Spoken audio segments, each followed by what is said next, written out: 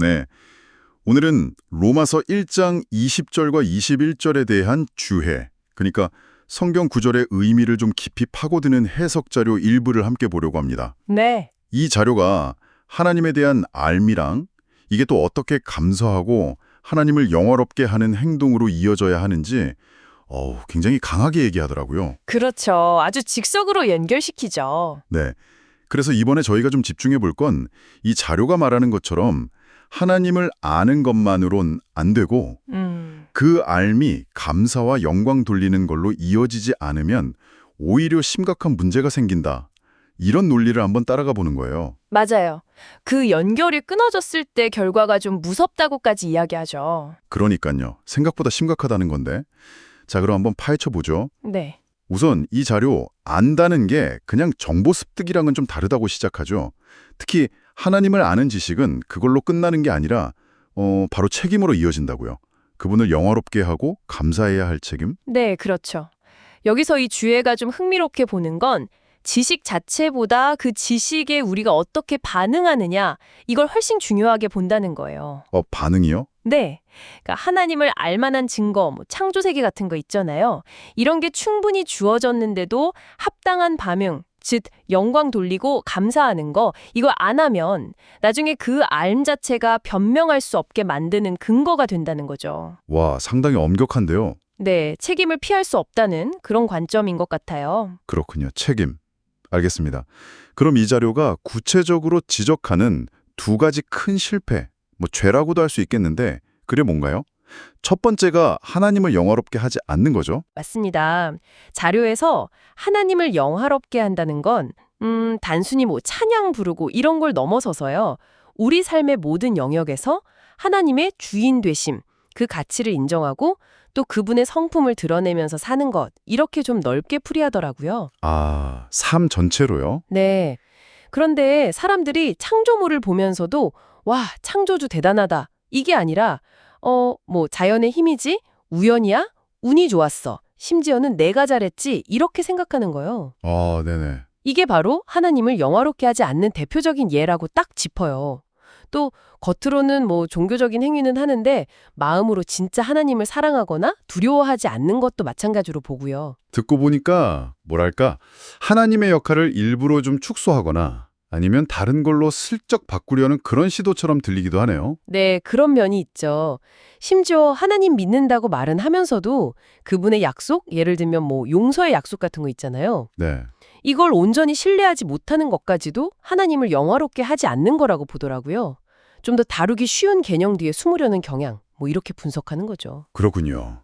흥미로운 지적이네요. 그럼 두 번째 실패는 감사하지 않는 것인데 이건 생각보다 훨씬 심각하게 다룬다고요? 네, 맞아요. 감사하지 않음. 이게 어찌 보면 좀 사소해 보일 수도 있는데 이 자료는 이걸 변명할 수 없는 죄라고까지 아주 강하게 얘기해요. 와, 변명할 수 없는 죄. 왜 그렇게까지 보는 걸까요? 아마 감사를 기본적인 도리라고 보기 때문인 것 같아요. 우리가 그냥 당연하게 누리는 것들 있잖아요. 건강이라든지 음식, 관계 같은 것들. 네, 그렇죠. 이런 수많은 자비들이 사실은 하나님에게서 온 건데 이걸 인식하지 못하거나 아니면 너무 당연하게 여기는 태도, 그 자체가 문제라는 거죠.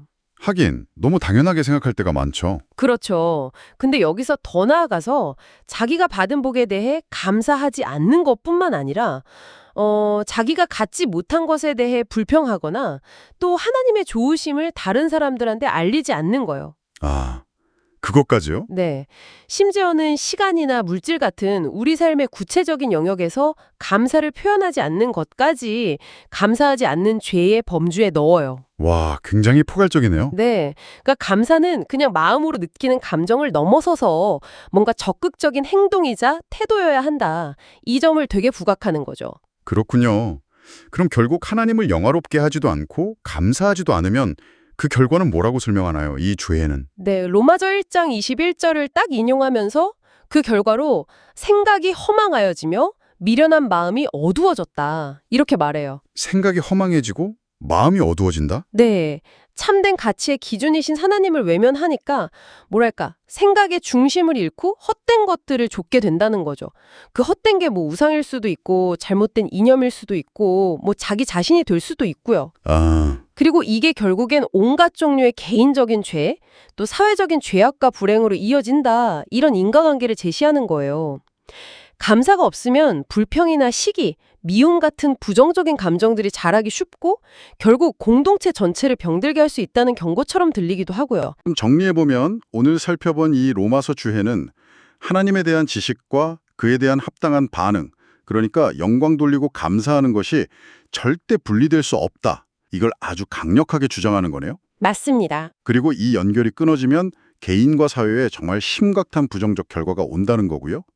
어떻게 보면 우리가 일상에서 그냥 무심코 넘기는 감사 부족이 더 큰 문제의 시작일 수도 있겠다, 이런 지적인 것 같고요. 네, 정확합니다. 그래서 여기서 당신이 한번 생각해 볼 만한 질문을 던져보고 싶어요. 네, 어떤 건가요? 이 자료가 일상 속 아주 사소해 보이는 것들에 대해서도 감사하는 태도, 뭐 흔히 범사에 감사하라는 그 자세를 굉장히 중요하게 여기잖아요. 네, 그렇죠. 설령 이 자료의 어떤 신학적인 전제나 결론에 전부 다 동의하진 않더라도 그냥 한번 의식적으로 당신의 삶 속 작은 부분들에 대해서 감사하는 습관을 들여본다면 그게 세상을 바라보는 당신의 관점이나 아니면 다른 사람들과의 관계에 어떤 긍정적인 영향을 미칠 수 있을까요? 아... 한번 뭐랄까 곱씹어 볼 만한 질문인 것 같습니다.